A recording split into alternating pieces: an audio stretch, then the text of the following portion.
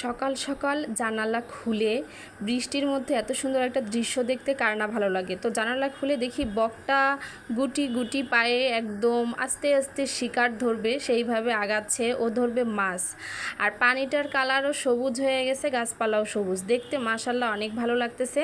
তো আমি দেখলাম বকটা একটু ক্যামেরায় ক্যাপচার করে আপনাদের সাথে শেয়ার করি।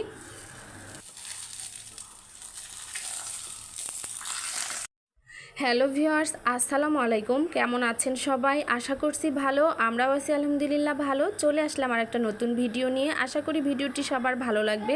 ভিডিওটি শুরু করে দিয়েছি। আজকে সকাল থেকে সারাদিনে কি করব সেটা আপনাদের সাথে শেয়ার করব। তো ভিডিওটি যদি ভালো লেগে থাকে লাইক কমেন্ট শেয়ার করে দিবেন, ফেসবুক পেজটি ফলো করে দিবেন, ইউটিউব থেকে দেখলে প্লিজ আমার চ্যানেলটি সাবস্ক্রাইব করে দিবেন।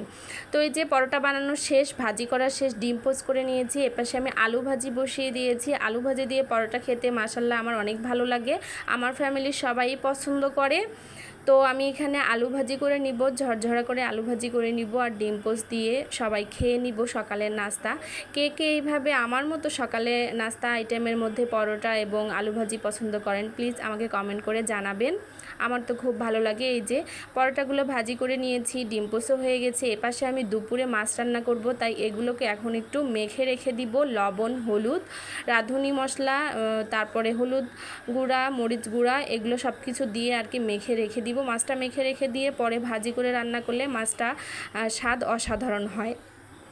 তারপরে এই যে ফ্রিজে রেখে দিয়েছিলাম সেই যে আমি আমের মোরব্বা করার জন্য আচার, সেগুলো চুলায় বসিয়ে দিয়েছি।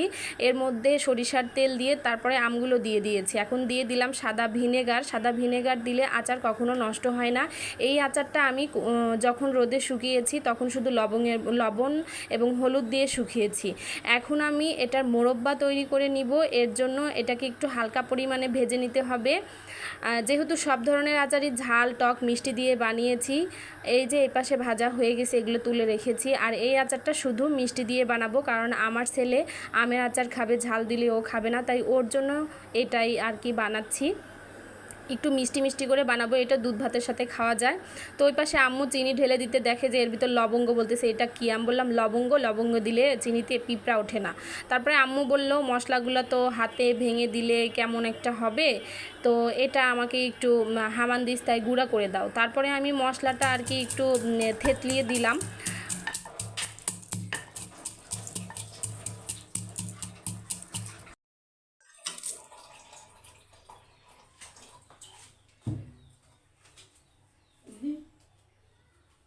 একটু পানি অ্যাড করে দিচ্ছে আম্মু, কারণ এটা একটু চিনিটা গলে একটু শিরার মতো হতে হবে। তখন এর মধ্যে একটু লবণ দিয়ে চিনিটা যখন গলে যাবে তখন এর মধ্যে আস্তে আস্তে আমগুলো সব দিয়ে দেওয়া হবে। এভাবে মোরব্বা বানায়, এটা কাঁচা আম দিয়ে বানানো যায়, কিন্তু আমি যেহেতু আচার বানাতে পারি না, আম্মুর অপেক্ষায় ছিলাম, তাই এগুলো ডিপ করে রেখেছিলাম একটু শুকিয়ে, তাই কালারটা একটু গাঢ় হয়েছে। আর কেউ যদি চান কাঁচা আম সিদ্ধ করে বা আধা পাকা আম সিদ্ধ করে মোরব্বাটা করবেন, তাহলে সাথে সাথে করে ফেললে কালারটা আর একটু হালকা হবে।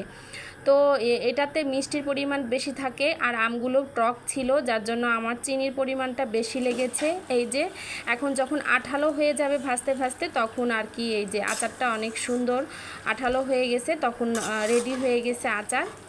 তো এখন এই যে ফাইনালি আচারটা রেডি হয়ে গেছে। দেখেন আচারটা দেখতে কি সুন্দর লাগতেছে মাশাআল্লাহ। এটা খেতেও মাশাআল্লাহ মজা হয়েছে, কারণ এটা প্রচুর মিষ্টি ছিল, আমার ছেলের খুব পছন্দের খাবার।